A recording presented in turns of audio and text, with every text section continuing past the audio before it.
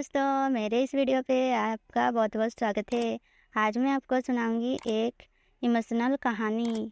अगर आपको ये कहानी अच्छा लगे तो इस वीडियो को लाइक और सब्सक्राइब ज़रूर करिएगा और हाँ, अपने दोस्तों के साथ शेयर करना ना भूलिएगा। तो चलिए शुरू करते हैं इस कहानी को। राम राव जी के दो बच्चे थे, रूही और पवन। पवन बड़ा था और रूही छोटी थी। दोनों ही पढ़ाई में बहुत होशियार थे। राम राव और रूही की माँ लता रूही को लेकर बहुत चिंतित थे, क्योंकि रूही ने अपनी शिक्षा पूरी कर ली थी। अब उसके लिए एक बेहतर रिश्ता खोजना था। एक दिन उनके करीबी रिश्तेदार का बेटा दीपक शादी में रूही का हाथ मांगने के लिए उनके घर आया। दीपक को सभी पसंद करते थे। वो दिखने में अच्छा था और एक अच्छी कंपनी में जॉब करता था। दीपक के परिवार को भी रूही पसंद थी। फिर इन सब के बाद शादी की तारीख तय हो गई और पवन के भैया और रामराव शादी की सारी तैयारियां कर रहे थे, क्योंकि शादी नज़दीक थी। सारी तैयारियां हो गई, शादी का दिन भी आ गया। पवन रूही का हाथ पकड़कर मंडप में ले आया। रूही सुंदर गुड़िया सी दिख रही थी। सुंदर नाक, आंखें, रंग गोरा, लंबी चोटी। रूही देखने में बेहद खूबसूरत थी। पवन रूही को मंडप में ले आया और पंडित ने रूही को कन्यादान के लिए हाथ आगे करने को कहा और उसका हाथ कांपने लगा। जिस पिता ने इस हाथ को पकड़ कर दुनिया में चलना सिखाया, वही आज उसका हाथ किसी और पुरुष के हाथ में देने जा रहे थे। अपनी उस बेटी के बिना अपना बाकी का जीवन बिताना, ये विचार ही उनको काफ़ी तकलीफ दे रहा था। पिता ने उसका हाथ पकड़ लिया और उसके होने वाले पति ने नीचे से उसके हाथ को सहारा दिया। कन्यादान की रस्म शुरू हुई।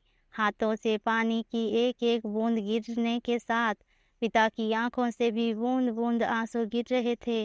अपनी कलेजे का टुकड़ा दान करते समय क्या अवस्था होती है, तब वो रामराव ने जाना। वो रस्म खत्म हुई। पंडित जी ने लता और रामराव के हाथ में दियों से भरा पर्दा दिया। उनके सामने बेटी और उसका पूरा ससुराल परिवार बैठा था और पंडित जी ने कहा, आज से आपकी बेटी उनकी हो गई। उनसे कहो कि उसका अच्छे से ध्यान रखे। रूही अपने मायके वालों के लिए एकदम पराई हो गई। उसकी आंखों में आंसू भर आए। रूही को 2 दिन की ट्रिप पर भी भेजना माँ के लिए कितना मुश्किल होता था, और अब उसको हमेशा के लिए दूसरे के घर भेज दिया जाए और उसके अपने ही घर का मेहमान बना दिया जाए।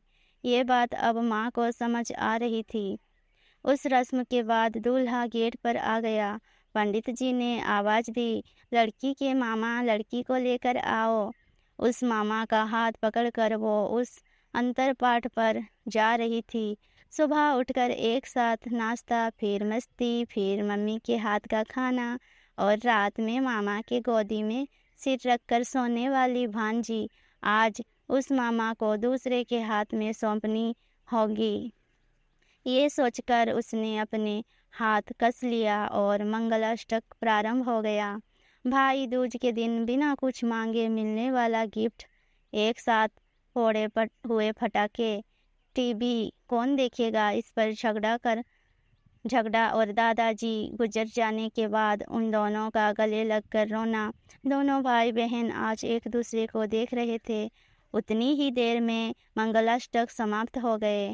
मंगलाष्टक समाप्त हो जाने के बाद रूही अपने आगे आने वाले नए जीवन को लेकर उत्साहित हो गई। रूही ने वरमाला पहनाई और अपने पति दीपक के पास खड़ी हो गई। रूही के सामने बहुत से लोग खड़े थे। सभी लोग रूही को आशीर्वाद दे रहे थे। फोटो के लिए उसकी सहेलियां आई। एक ने उसका हाथ पकड़ा, दूसरी ने उसका पल्लू अटका हुआ निकाला, तीसरी ने उसके आंसू पोंछे। हम घर रहने के लिए आ रहे हैं, आंटी को बोलना खाना खाने के लिए आएंगे। उसे उसके एक कमरे की आवाज़, एक दूसरे के अधिकार और वो दिन याद आ गए जब वो एक साथ रहती थी। अचानक पति दीपक ने कहा, कि तुम चारों की तस्वीर ले लो। मैं साइड में खड़ा हो जाता हूँ और वो चारों चेहरे हंसे। खाने के टेबल में आज रूही माँ पापा से दूर दूसरे लोगों के साथ बैठी थी। खाना खाने के बाद पंडित जी ने गौरी हार की पूजा करने के लिए बुलाया। रूही ने वहाँ मन से पूजा की। माँ ने रूही की झोली भर दी और अनीता आंटी ने कहा कि आप पीछे मुड़ना मत। रूही अचानक चौंक गई। वो आगे बढ़ने लगी। इतने सालों से बच्चे की तरह पाले हुए उस चाचा का बांध टूट गया। स्कूल से घर वापस आने में देर हो जाने पर चिंतित होने वाले वो चाचा जी, जन्मदिन पर 5 से 6 फ्रॉक उसके आगे लाकर रखने वाले चाचा जी, मैं नहीं आने वाली आज घर में, चाची के पास रहूंगी कहकर रोने वाली वो आज हमेशा के लिए दूर चली जाएगी। ये रूही के दूसरे माँ बाप के रूप में चाचा चाची को भी ये बात सहन नहीं हो रही थी। उसकी पहचान आज बदल चुकी थी। हाथों की वो हरी चूड़ियाँ, पाँव में बिछिया और गले में मंगलसूत्र नए जीवन की राह दिखा रहे थे। सास का हाथ पकड़कर रूही उस फूलों से सजी गाड़ी में दीपक के साथ बैठी।